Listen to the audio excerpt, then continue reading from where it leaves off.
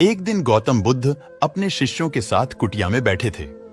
सभी शिष्य जानना चाहते थे कि मोक्ष कैसे प्राप्त किया जा सकता है। इसलिए उन्होंने महात्मा बुद्ध से निवेदन किया कि वह आज मोक्ष पर उपदेश दे। शिष्यों की बात मानकर बुद्ध ने एक कहानी सुनानी शुरू की।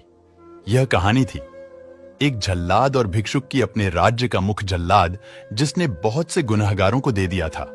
अब वह रिटायर होकर राज्य से बाहर एक कुटिया बनाकर अपना जीवन व्यतीत कर रहा था। उसे हमेशा लगता था कि उसने कितने लोगों की हत्या की है, वह कितना बड़ा पापी है। इसी ख्यालों में हमेशा घिरा रहता था। वह अपना सारा दिन पश्चाताप में ही गुजारता था। एक दिन वह रोज की तरह इन्हीं ख्यालों में खोया हुआ खाना खाने के लिए थाली परोस रहा था। तभी उसको बाहर दरवाजे से किसी की आवाज आई। उसने बाहर जाकर देखा तो एक भिक्षु खड़ा था। भिक्षु के चेहरे को देखकर ही जल्लाद समझ गया कि भिक्षुक बहुत ही लंबी साधना के बाद आज उठा है और भूख से व्याकुल भी है। जल्लाद के मन में आया कि जिंदगी भर तो मैंने बस हत्याएं की हैं, आज मौका मिला है, कुछ पुण्य कमाने का तो इसे गंवाना नहीं चाहिए।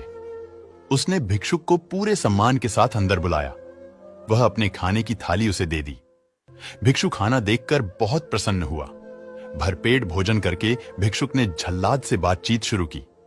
जल्लाद ने भिक्षु को अपने जीवन की सारी कहानी सुनाई।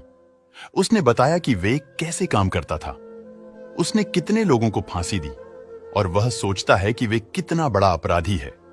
जल्लाद की वेदना सुनकर भिक्षुक बहुत ही शांत स्वर में बोले, क्या तुमने वह जीव हत्याएं अपनी मर्जी से की थी? जल्लाद ने कहा, नहीं, मैं तो बस मेरे राजा की आज्ञा का पालन कर रहा था। मेरा कोई इरादा नहीं था उन्हें मृत्युदंड की सजा देने का। तब भिक्षुक ने कहा, फिर तुम अपराधी कैसे हुए? तुम तो अपने राजा के आदेशों का पालन कर रहे थे। तब जाकर जल्लाद को एहसास हुआ कि वे किसी गलत काम के लिए जिम्मेदार नहीं था। उसका कोई दोष नहीं है, वह तो बस अपना दायित्व पूरा कर रहा था। इस प्रकार जल्लाद का मन शांत हो गया। फिर भिक्षुक ने जल्लाद को उपदेश दिया और उसे विदा ले लिया। इस घटना के बाद से जल्लाद का मन शांत रहने लगा। उसने भी द्वारा दिए गए उपदेशों को, शिक्षाओं का पूरे नियम पूर्वक पालन भी किया, जिससे उसे ज्ञान की प्राप्ति हुई और उसकी मौत के बाद उसे मोक्ष प्राप्त हुआ। इतना कहकर बुद्ध ने अपनी कहानी को विराम दिया। सभी शिष्य बहुत ही आश्चर्य के साथ बुद्ध की ओर देख रहे थे। किसी को समझ नहीं आ रहा था कि जिसने इतनी सारी हत्याएं की हों, उसे मोक्ष कैसे प्राप्त हो सकता है। तब एक शिष्य दुविधा बुद्ध के सामने रखी। महात्मा बुद्ध ने शिष्यों को समझाया कि भिक्षुक के उपदेश से जल्लाद को ज्ञान प्राप्त हो गया था। जल्लाद के जीवन में पहली बार किसी ने उसे ज्ञान का उपदेश दिया था, जिसे उसने पूरे शांत चित्त और मन के साथ सुना था और समझा भी था। इसलिए मृत्यु के बाद उसे मोक्ष प्राप्त हुआ।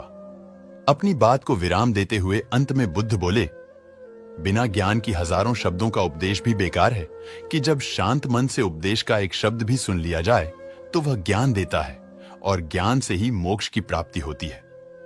दोस्तों, इस कहानी ने हमें सिखाया कि अपने कर्तव्यों का पालन बिना किसी दुर्भाव की पूरी ईमानदारी के साथ करना चाहिए। साथ ही अपने मन को हमेशा शांत रखना चाहिए, क्योंकि शांत मन से उपदेश सुनने पर ही वास्तविक ज्ञान की प्राप्ति हो सकती है, जो कि हमें मोक्ष की ओर ले जाता है। अतः महात्मा बुद्ध कहना चाहते थे कि केवल आत्मज्ञान से ही मोक्ष की प्राप्ति संभव है।